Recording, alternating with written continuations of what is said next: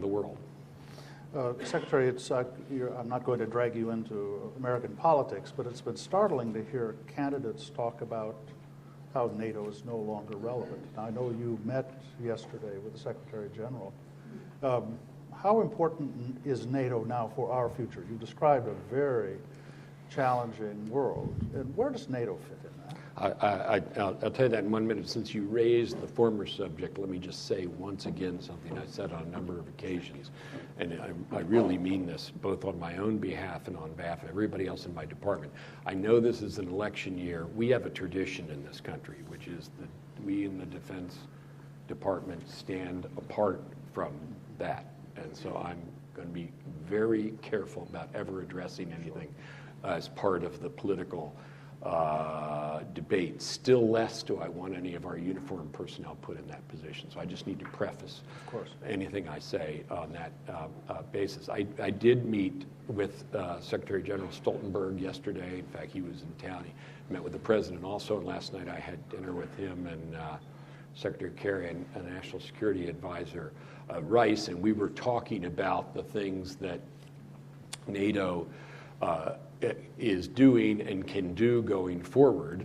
And if you think about NATO, John, as you know, and you and I did this, NATO waged, and I would say so was successful in ending the Cold War in a peaceful and principled way. And there was a lot of question at that time, what's going to be next? And then the Balkans came, and NATO turned out to be instrumental in that.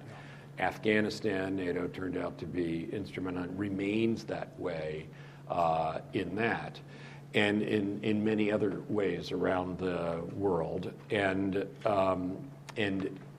today we're looking to it for two particular things which are very necessary. One is to stand tall against the possibility of Russian aggression in Europe, which I'm sorry to say has become again something that we need to be concerned about, that we weren't for a while, and I regret it, but it is what it is. And also the possibility of so-called hybrid warfare, the little green men phenomena, and so hardening our friends and allies against that. And then secondly, helping us in the counter-ISIL fight. Now you may say, why? All the NATO members are individually members of the counter-ISIL coalition. So you say, what difference does it make having NATO as NATO in the counter-ISIL fight? And the difference where it can add value, and that's the reason why I was talking to the Secretary General about it yesterday, is that for a lot of the smaller countries, it's hard for them to do anything on their own and to join something ad hoc. But if they get into a NATO structure, it's easier for them to make a contribution. We're looking for all the contributions we can get. We're going to lead the way here, but as always, we want others contributing. And NATO's a mechanism for doing that. So that's what we were talking about yesterday. So it turns out that even after its founding mission was, so to speak, accomplished, that there have proven to be lots of ways where we and Europe have found it not only possible but necessary to come together. And I guess one last note on that is, you can't take for granted that, one of the reasons that I think we do so well as a military, I'm just going to brag on the institution here a little bit, is, as I said, first and foremost, it's people. Second, that it lives in the world's preeminent innovative society. So it's always the first with the most, including in this domain, and that's good. But the other thing is what we stand for. And I don't just say that, and my evidence of that is that we have a lot of friends and allies. And why is that? It's because they like what we stand for. They like our people. They love working with American service members. They think they conduct themselves well. They're not only competent, but they conduct themselves and I think it's a great credit to these young men and women how much liked they are to work with. But you can look around the globe and you say, where is it that we deeply share values to which we're very committed? And Europe's a place like that. So something that brings us together, protecting something we share, is pretty important. So for all those reasons, we had lots to talk about yesterday. is going to have to wrestle with a very difficult problem. I mean, we don't have enough money to do the things we have to do. What do you say to the American people? That we need to come together as we did in the 2-year way behind the bipartisan budget agreement. It's the only way.